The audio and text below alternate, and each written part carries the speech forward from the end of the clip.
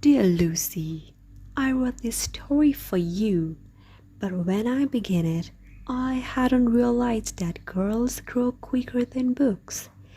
As a result, you are already too old for fairy tales, and by the time it is printed and bound, you will be older still.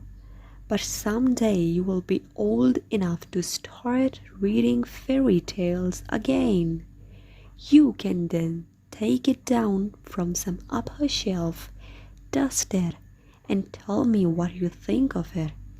I shall probably be too deaf to hear and too old to understand a word you say, but I shall still be your affectionate godfather, C.S. Lewis. Chapter 1. Lucy looks into a wardrobe. Once there were 4 children whose names were Peter, Susan, Edmund, and Lucy. The story is about something that happened to them when they were sent away from London during the war because of the air raids. They were sent to the house of an old professor who lived in the heart of the country, 10 miles from the nearest railway station and 2 miles from the nearest post office. He had no wife, and he lived in a very large house with a housekeeper called Miss Macready and 3 servants. He himself was a very old man with shaggy white hair, which grew over most of his face as well as on his head, and they liked him almost at once. But on the first evening when he came out to him, then at the front door, he was so old-looking that Lucy was a little afraid of him, and Edmund wanted to laugh and had to keep on pretending he was blowing his nose to hide it. As soon as they had said good night to the professor and gone upstairs on the first night, the boys came out to the girls' room and they all talked it over. "We've fallen on our feet and no mistake," said Peter. "This is going to be perfectly splendid. That old chap will let us do anything we like." "I think he's an old dear," said Susan.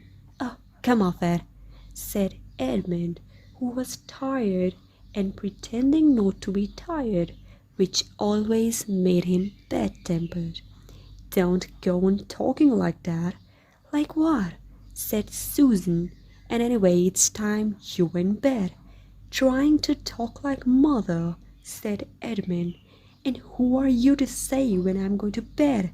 Go to bed yourself." "Hadn't we all better go to bed?" said Lucy. "There's sure to be a row if we're here talking here." "No, there won't," said Peter. "I tell you, this is the sort of house where no one's going to mind what we do. Anyway, they won't hear us.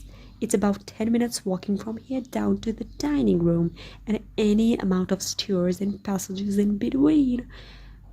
"What's that noise?" said Lucy suddenly. It was a far larger house than she had ever been in before, and the thought of all those long passages and rows of doors leading into empty rooms was beginning to make her feel a little creepy. "It's only a bird, silly," said Edmund. "It's an owl," said Peter. "This is going to be a wonderful place for birds. I shall go to bed now. I say let's go and explore tomorrow. You might find anything in a place like this. Did you see those mountains as we came along? And the woods? There might be eagles. There might be sticks. There'll be hawks." "Badgers," said Lucy. "Foxes," said Edmund. "Rabbits," said Susan. But when next morning came, there was a steady rain falling, so thick that when you looked out of the window, you could see neither the mountains nor the woods, nor even the stream in the garden. "Of course it will be raining," said Edmund. They had just finished their breakfast with the professor and were upstairs in the room he had set apart for them. A long, low room with 2 windows looking out in one direction and 2 in another. "Do stop grumbling, Ed," said Susan. "10 to 1, it'll clear up in an hour or so, and in the meantime we're pretty well off. There's a wireless and lots of books." "Not for me," said Peter. "I'm going to explore the house." Everyone agreed to this, and that was how the adventures began. It was a sort of house that you never seemed to come to the end of, and it was full of unexpected places. The first few doors they tried led only into spare bedrooms, as everyone had expected that they would. But soon they came to a very long room full of pictures, and there they found a suit of armor. And after that was a room all hung with green with a harp in one corner. And then came 3 steps down and 5 steps up, and then a kind of little upstairs hall and a door that led out onto a balcony, and then a whole series of rooms that led into each other and were lined in books. Most of them very old books, and some bigger than a Bible in a church. And shortly after that they looked into a room that was quite empty except for one big wardrobe, the sort that has a looking glass in the door. There was nothing else in the room at all except a dead blue bottle on the window sill. "Nothing there," said Peter, and they all trooped out again, all except Lucy. Stayed behind because she thought it would be worthwhile trying the door of the wardrobe, even though she felt almost sure that it would be locked. To her surprise, it opened quite easily, and 2 mothballs dropped out. Looking into the inside, she saw several coats hanging up, mostly long fur coats. There was nothing Lucy liked so much as the smell and feel of fur. She immediately stepped into the wardrobe and got in among the coats and rubbed her face against them, leaving the door open, of course, because she knew that it is very foolish to shut oneself into any wardrobe. Soon she went further in and found that there was a second row of coats hanging up behind the first one. It was almost quite dark in there, and she kept her arms stretched out in front of her, so as not to bump her face into the back of the wardrobe. She took a step further in, then two or 3 steps, always expecting to feel woodwork against the tips of her fingers, but she could not feel it. "This must be simple enormous wardrobe," thought Lucy, going still further in and pushing the soft folds of the coats aside to make room for her. Then she noticed that there was something crunching under her feet. "I wonder, is that more mothballs?" she thought, stooping down to feel it with her hand. But instead of feeling the hard, smooth wood of the floor of the wardrobe, she felt something soft and powdery and extremely cold. "This is very queer," she said, and went on a step or 2 further. Next moment she found what was rubbing against her face and hands was no longer soft fur, but something hard and rough and even prickly. "Why, it is just like branches of trees," exclaimed Lucy. And then she saw there was a little ahead of her, not a few inches away where the back of the wardrobe ought to have been, but a long way off. Something cold and soft was falling on her.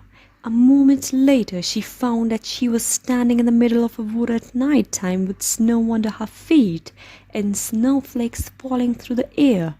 Lucy felt a little frightened, but she felt very inquisitive and excited as well.